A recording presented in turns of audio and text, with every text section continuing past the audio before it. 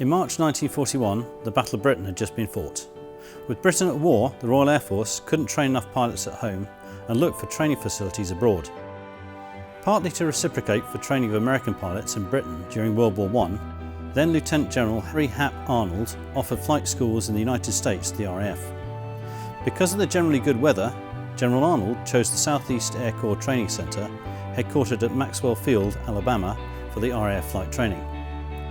Between June 1941 and February 1943, over 7,800 RAF cadets went through what became known as the Arnold Plan. Over 4,000 completed all three phases of the Army Air Force flight training program. Unfortunately, 78 cadets died in training accidents, and they were buried in a special section of Oakwood Cemetery in Montgomery, Alabama. By February 1943, nearly 1,300 cadets had completed the Phase 2 school at Gunter Field, and 433 cadets completed the Phase 3 school at Maxwell Field before it closed at the end of July 1942.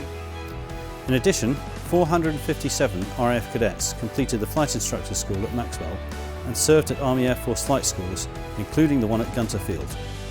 Flight training in the USA not only contributed to the huge Allied effort worldwide to train pilots, but in the longer term helped cement the lasting bond between our two air forces. In June 1943, 3 months after the termination of the RAF flight training program, flight cadets from the Free French Air Force began arriving at Army Air Force Flight School in the Southeast United States.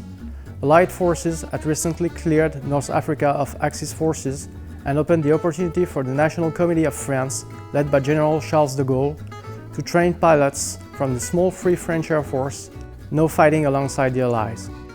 That month saw the arrival of the first cadets of the 2,564 cadets who would come to the United States by the end of the program in November 1945.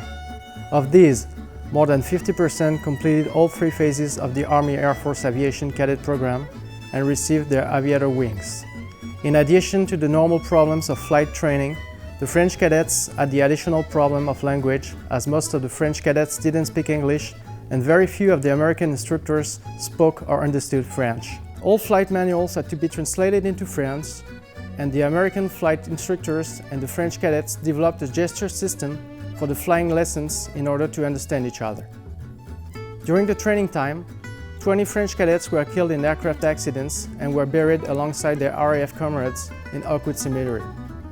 The American-trained French pilots formed a significant percentage of the French Air Force in the early post-war period. The friendship built during those years among Americans, British and French airmen would be a long-lasting one. Throughout World War II, the American flight training programs delivered a critical capability to her allies.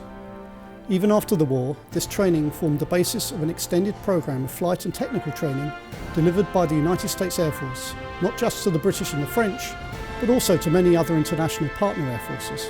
Today, the US Air Force continues the proud tradition of flight training programs such as the German Air Force Flight Training Center at the Holloman Air Force Base and the European NATO Jet Pilot Program at Shepherd Air Force Base.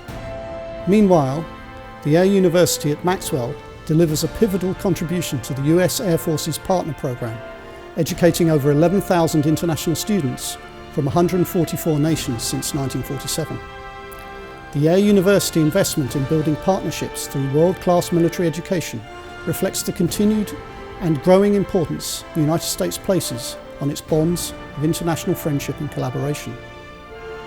This year, on the 8th of November, the British and French officers at the Air University will be joined by our colleagues from Maxwell Air Force Base and neighbours from the local community in commemorating Remembrance Day at Montgomery's Oakwood Cemetery.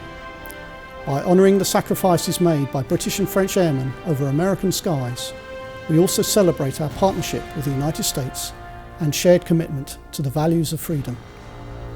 I'm Royal Air Force Group Captain Sean Harvey. I'm French Air Force Lieutenant Colonel Arnaud Bouillon. And I'm Royal Air Force Wing Commander Paul Kendall. And this has been your AU History Brief.